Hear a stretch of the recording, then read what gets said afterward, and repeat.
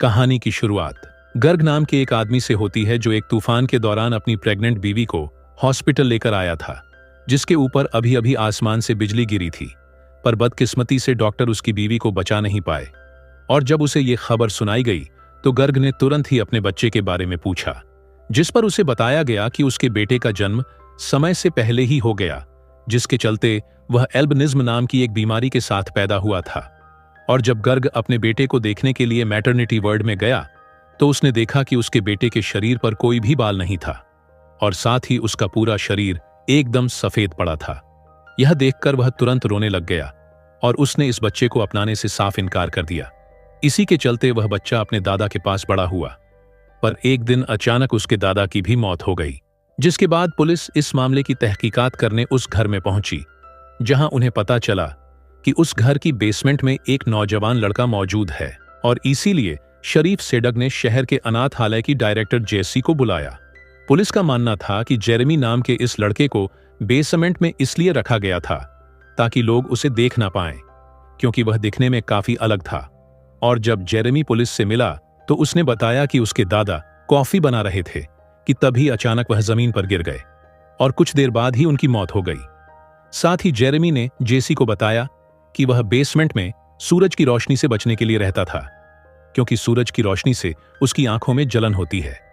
कभी स्कूल न जाने के बावजूद जेरेमी ने हजारों किताबों को पढ़कर काफी ज्ञान इकट्ठा कर लिया था और अब तक जैसी भी समझ चुकी थी कि यह कोई आम लड़का नहीं है और इसीलिए उसने जेरेमी को अपने साथ अनाथालय ले जाने का फैसला किया। पर जैसे ही जेरेमी अपने नए घर में पहुंचा तो वह तुरंत ही सबकी नजरों में आ गया और उसके बिल्कुल सफेद शरीर की वजह से सभी उसका मजाक उड़ाते। अगले दिन लंच टाइम के दौरान वो अकेला बैठकर खाना खा रहा था कि तभी जॉनी और उसके साथियों ने जेरेमी को परेशान करना शुरू कर दिया और अब वह चाहते थे कि जेरेमी एक चम्मच को अपनी नाक में घुसाए।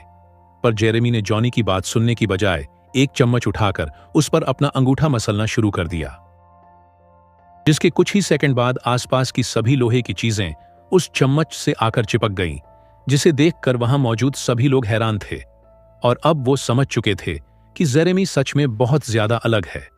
उस दिन जैसी उसे एक डॉक्टर के पास लेकर गई, जिसने उसकी अच्छे से जांच करके बताया कि शरीर पर एक भी बाल ना होने के बावजूद भी जेरेमी बिल्कुल स्वस्थ है और कुछ ही दिनों में जेरेमी की खास लेंस भी आने वाले हैं, जिसके बाद वह सूरज में बिना चश्मों के आराम से घूम सकेगा।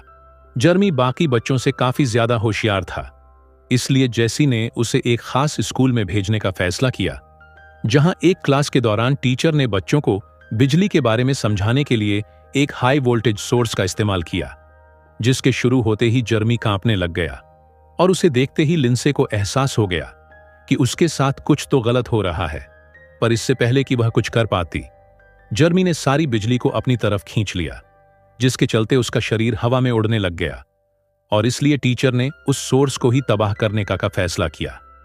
जेरेमी को बेहोश देखकर टीचर डोनाल्ड ने उसे जगाने की काफी कोशिश की, पर जैसे ही डोनाल्ड ने जेरेमी को छुआ तो उसके हाथ के सारे बाल खड़े हो गए, जिसके बाद वह तुरंत जेरेमी को हॉस्पिटल ले गए, जहां उसकी अच्छे से जांच पड़ताल करने के बाद भी डॉक्टर्स यह मानने को तैयार ही नहीं थे कि उसे किसी भी तरह का बिजली का झटका लगाए।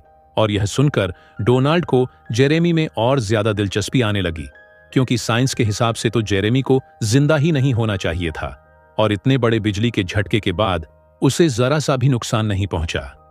यह तो नामुमकिन था और इसलिए डोनाल्ड ने जेरेमी से बात करने का फैसला किया। लेकिन जब डोनाल्ड पुलिस वालों से बात कर रहा था तो जेरेमी चुपचाप हॉस्पिटल से भागकर अपने पुराने घर की तरफ बढ़ने लगा। यहां रास्ते में उसकी मुलाकात लिंसे से हुई और जेरेमी को देखते ही लिंसे के कुत्ते जैक ने उस पर भौंकना शुरू कर दिया। लेकिन जेरेमी को कुत्तों से बिल्कुल डर नहीं लगता था। इधर जेरेमी से बात करते वक्त लिंसे को एहसास हुआ कि उसके सभी पड़ोसी उसे घूर रहे थे और तभी जेरेमी ने उसे बताया कि असल में वो लोगों की सोच और याददाश्त को सुन और महसूस कर सकता है। पर तभी जेरेमी को एहसास हुआ कि उसने लिंसे को जरूरत से ज्यादा बता दिया है और इसीलिए वह चुपचाप वहां से चला गया। और जब वो रेलवे ट्रैक्स क्रॉस कर रहा था तो शरीफ ने उसे पकड़ लिया और उसे वापस हॉस्पिटल चलने को कहा, जिस पर जेरेमी ने उसे बताया कि वह हॉस्पिटल से इसलिए भागा था क्योंकि उसने अपनी जिंदगी के सबसे खराब दिन हॉस्पिटल में ही बिताए थे, जब उसके पिता ने उसे छोड़ दिया था अगले दिन जैसे जेरेमी का आईक्यू टेस्ट करवाने के लिए उसे एक स्पेशलिस्ट के पास लेकर गई, जहां जेरेमी को देखते ही एरन ने उससे कुछ सवाल पूछे, क्योंकि उसे जेसी की बातों पर यकीन ही नहीं था कि जेरेमी का सारा ज्ञान सिर्फ किताबों से ही मिला है और वह कभी अपने घर से बाहर ही नहीं निकलता था। साथ ही उसने कभी टीवी भी नहीं देखा, क्योंकि उसकी मौजूदगी में सारे इलेक्ट्रिकल डिवाइसेस काम करना ही बंद कर देते हैं। टेस्ट के बाद डोनाल्ड के हिसाब से तो जर्मी एक जीनियस था, पर तभी एरन ने उन्हें बताया कि वो लोग जर्मी की आईक्यू को नाप ही नहीं सकते, क्योंकि उसका स्कोर असल में इतना ज्यादा था कि उसे नापना ही नामुमकिन सा था। और उनके मुताबिक जेरेमी सबसे ज्यादा होशियार इंसान था। जिसके बाद जेसी ने उसे बताया कि वह लोग उसकी मदद करना चाहते हैं, पर तभी जेरेमी ने वापस घर जाने की इजाजत मांगी। लेकिन जेसी ने उसे बताया कि तुम्हारे दादा का घर तो बिकने वाला है, वो बैंक के पास गिरवी पड़ा था और अब किश्त भरने वाला कोई है नहीं। और यह सुनते ही जेरेमी काफी उदास हो गया, और तभी अचानक उस कमरे में मौजूद लाइट्स जगमगाने लगी, और यह तब तक चला जब तक कमरे की लाइट नहीं चली गई। जिसके बाद जेरेमी स्कूल बस पकड़कर वापस अनाथालय चला गया। हफ्ते के आखिर में छुट्टी वाले दिन बच्चों को कैंपिंग के लिए ले जाया गया, जहां हर बार की तरह जेरेमी चुपचाप कोने में अकेला बैठा हुआ था। उसे अकेला देखकर शरीफ उससे बात करने चला गया, जिसके बाद वह तुरंत ही समझ गया कि ये बेचारा लड़का खुश तो नहीं है। यहां पे उस रात आसमान में बादल छाए हुए थे और थोड़ी ही देर में बारिश होने के पूरे आसार थे, जिस पर जेरेमी ने बताया कि बारिश के दौरान उसे हमेशा ऐसा महसूस होता है मानो वो उसी का एक हिस्सा हो। वो बारिश की हर बूंद को अच्छे से महसूस कर पाता है और मानो बिजली तो उसकी ही तरफ आ रही हो। साथ ही उसने बताया कि उसकी दादा हमेशा यह कहते थे कि बिजली भगवान बनाते हैं, पर वह आज तक यह बात समझ नहीं पाया कि आखिर भगवान ने उस रात उसकी मां को क्यों छीना। जिस पर शरीफ ने उससे पूछा कि आखिर उसे कैसे पता चला कि उसकी मां की मौत बिजली की वजह से हुई थी, जिस पर जर्मी ने उसे बताया कि उसे अपने पैदा होने से पहले की चीजें भी याद हैं। अगली सुबह जेरेमी काफी जल्दी उठकर नेचर को पहली बार महसूस करने के लिए जंगल में पहुंच गया, जहां कई सारी छिपकलियां तुरंत ही उसके पास आ गईं और उन्हीं में से एक उसके हाथ पर आकर बैठ गई। पर जैसे ही जॉनी और मिच वहां आए तो सभी जानवर तुरंत वहां से भाग गए। असल में वो दोनों जंगल में शिकार कर रहे थे, पर जब उन्होंने निहत्थे और कमजोर जेरेमी को देखा तो जॉनी ने तुरंत ही उस पर बंदूक तान दी। जिसके बाद मिच ने अपने दोस्त को रोकने की काफी कोशिश की, पर जॉनी इसके लिए तैयार नहीं था। पर जैसे ही वो गोली चलाने वाला था, तभी उन लोगों के पास से एक और गोली की आवाज आई, जिसके बाद वो सभी तुरंत उस तरफ भागे। जहां पहुंचकर उन्होंने देखा कि डेप्यूटी हार्ली ने अभी अभी एक हिरण का शिकार किया था और वह बेचारा हिरण अपनी आखिरी सांसें ले रहा था। जैसे ही जेरेमी ने उस हिरण की आंखों में देखा तो वह उस बेजुबान जानवर के दर्द को महसूस कर पा रहा था। तभी हार्ली ने उससे हिरण को दूर करने की कोशिश की, पर जेरेमी ने उसका हाथ पकड़कर हिरण का सारा दर्द हार्ली को ट्रांसफर कर दिया। जिसके बाद हार्ली जमीन पर लेटकर चिल्लाने लग गया, और यह देखते ही जॉनी के पास अब जेरेमी को गोली मारने की एक वजह थी, और उसने तुरंत ही अपनी बंदूक जेरेमी के ऊपर तान दी। लेकिन फिर ऐन वक्त पर मिच ने बंदूक को आसमान की तरफ मोड़कर जेरेमी को बचा लिया, और अचानक गोली की आवाज से घबराकर जेरेमी ने भी हार्ली को छोड़ दिया। इसके बाद जेरेमी को प्रिंसिपल ऑफिस ले जाया गया, जहां उन्होंने उससे पूछा कि आखिर हार्ली को एक हार्ट अटैक के चलते हॉस्पिटल में क्यों ले जाया गया है। जिस पर जेरेमी का कहना था कि हार्ली को एहसास नहीं था कि आखिर उसने उस बेजुबान हिरन के साथ क्या किया है, और उसने तो बस उस हिरन का दर्द हार्ली को महसूस करवाया है। पर शरीफ को इस बात पर भरोसा नहीं था, और इसीलिए वह जेसी को कमरे में जेरेमी के साथ अकेला छोड़कर बाहर चला गया। जिसके बाद जेरेमी ने उसे बताया कि वह वहां नहीं रहना चाहता, क्योंकि वहां मौजूद किसी भी इंसान में थोड़ी सी भी इंसानियत नहीं है, और वह यह सब अच्छे से महसूस कर सकता है। साथ ही उसने बताया कि मैं जानता हूं कि तुम मेरी दोस्त होने का बस नाटक कर रही हो, क्योंकि असली दोस्त किसी दूसरे को उसकी मर्जी के खिलाफ यूं रोक कर नहीं रखते। और जैसे ही जेरेमी को गुस्सा आया तो कमरे में मौजूद सभी शीशे टुकड़े टुकड़े हो गए। उधर जब शरीफ घर पहुंचा तो उसकी मुलाकात डॉक्टर ड्वेन से हुई, जो वहां उसकी बीमार बीवी का चेकअप करने आया था। और चेकअप के बाद उसने शरीफ को बताया कि उसके पास इस बात का कोई जवाब नहीं है कि आखिर एमा जिंदा कैसे थी, क्योंकि उसकी हालत के हिसाब से तो उसे महीनों पहले मर जाना चाहिए था, और इसीलिए ड्वेन ने उसे जल्द से जल्द हॉस्पिटल में भर्ती करने की सलाह दी। मगर शरीफ इसके लिए बिल्कुल तैयार नहीं था, क्योंकि उसे लगता था कि अगर एम्मा होश में होती तो वह अपने आखिरी दिन अपने घर में ही बिताना पसंद करती। उस रात जब जेरेमी कैंटीन में अकेला बैठा हुआ था तो डोनाल्ड उससे मिलने के लिए आया और उसने जेरेमी को यह समझाने की कोशिश की वह बाकी लोगों से अलग है, क्योंकि जब से उसने जेरेमी को छुआ था तब से उसके अंदर अलग ही जोश आ गया था, मानो वो वापस से 18 का हो गया हो। और इसीलिए उसने जेरेमी से पूछा कि क्या उसने कभी अल्बर्ट आइंस्टाइन की आफ्टर लाइफ थ्योरी के बारे में पढ़ा था, जिसके मुताबिक एनर्जी को बनाया या खत्म नहीं किया जा सकता, वो सिर्फ अपना रूप बदलती है। और साथ ही अगर इंसान अपने दिमाग को 100% इस्तेमाल कर ले तो वह एनर्जी की फॉर्म में बदल जाएगा और उसे शरीर की जरूरत ही नहीं पड़ेगी। और अब डोनाल्ड का मानना था कि जेरेमी की मां के साथ हुए हादसे की वजह से जेरेमी का दिमाग इस लेवल तक पहुंच गया है जहां तक आज तक कोई दूसरा इंसान नहीं पहुंच पाया। और अब डोनाल्ड को जेरेमी के लिए डर लगने लगा था, क्योंकि उसे सारा ज्ञान सिर्फ किताबों के जरिए मिला था, पर वो यह नहीं जानता और समझता था कि इंसान क्या क्या गलत कर सकते हैं। और साथ ही साइंटिस्ट का मानना था कि जेरेमी के लेवल तक पहुंचने के लिए इंसानों को हजारों साल लगेंगे अभी। और इसीलिए डोनाल्ड उसे इस दुनिया के हिसाब से ढलने में उसकी मदद करना चाहता था। जिसके बाद उसने जेरेमी के साथ हाथ मिलाया और एक बार फिर से उसके शरीर के सारे बाल खड़े हो गए। उधर जेरेमी भी पहली बार किसी इंसान को छू रहा था, क्योंकि अभी तक तो सभी लोग उसे छूने से डरते ही थे। कुछ दिनों बाद शरीफ डेप्यूटी हार्ली से मिलने के लिए उसके घर गया, जहां उसने देखा कि हार्ली ने अपने सभी हथियार हटा दिए थे। और इस बारे में जब शेरिफ ने हार्ली से पूछा तो उसने बताया कि जिस दिन उसने हिरन का शिकार किया था तो जेरेमी ने उसका हाथ पकड़कर उसे हिरन के दर्द को महसूस करवाया, जिसके बाद उसका पूरा शरीर कांपने लग गया और यह उसकी जिंदगी का सबसे डरावना और दर्दनाक एक्सपीरियंस था।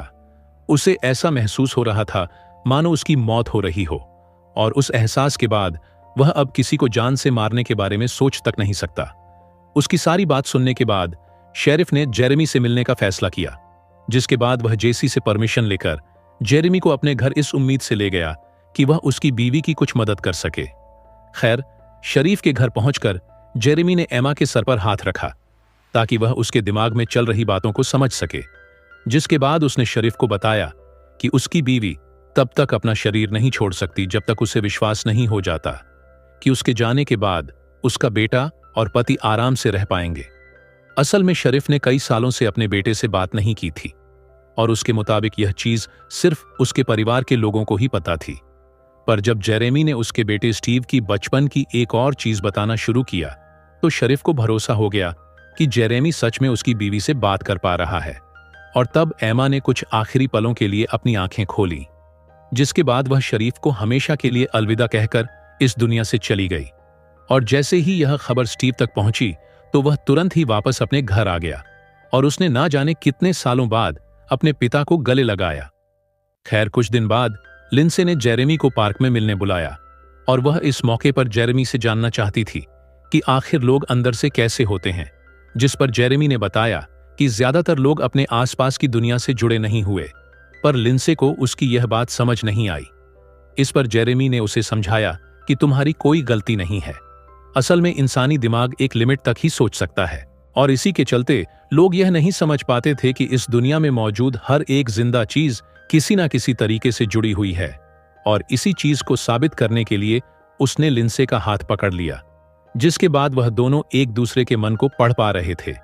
और इसी दौरान लिंसे को पता चला कि जेरेमी जिस दिन पैदा हुआ था उसी दिन उसके पिता ने उसे छोड़ दिया था, और यह जानकर उसे बहुत ज्यादा दुख हुआ। एक दूसरे को पूरी तरह जानकर वह काफी करीब आ गए, और तभी अचानक से लिंसे के पिता ने उन्हें देख लिया और वह जेरेमी पर चिल्लाने लगे। यह देखकर जैसी तुरंत ही जेरेमी को बचाने के लिए वहां पहुंच गई। पर जाने से पहले लिंसे के पिता ने जेरेमी को उसकी बेटी से दूर रहने की धमकी दी। इतना कुछ झेलने के बाद जेरेमी ने उस शहर से दूर जाने का फैसला किया। पर जाने से पहले वह एक आखिरी बार बास्केटबॉल कोर्ट में गया, जहां एक बार फिर से उसका सामना जॉनी और उसके साथियों से हुआ। इस दौरान जब उसने जॉनी को छुआ तो उसे जॉनी की एक बहुत दर्दनाक याद के बारे में पता चला। असल में जॉनी ने बचपन में अपने सौतेले बाप से बहुत मार खाई थी और इसी के चलते वह बड़ा होते हुए एक गुस्सैल लड़का बना। पर जब जेरेमी ने उसे इस हादसे के बारे में बताया तो जॉनी ने गुस्से में उसके कपड़े उतारकर उसे गंदे पानी में फेंक दिया। और जब जेरेमी वापस खड़ा हुआ तो सभी लोहे की चीजें अचानक उसकी तरफ खींचने लगीं और तभी अचानक उसके ऊपर बिजली आकर गिरी, जिसके चलते सभी लोग डर गए थे। अचानक बिजली के जमीन पर गिरने की वजह से वो सभी लोग नीचे गिर चुके थे। सबके उठने के बाद भी जब जॉनी जमीन पर ही पड़ा रहा तो वह सभी उसे देखकर थोड़ा घबरा गए।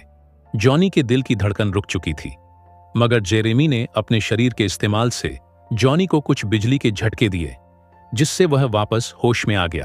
इसके बाद जेरेमी वापस अपने पुराने घर में आ गया, जहां सबसे पहले वह बेसमेंट में गया।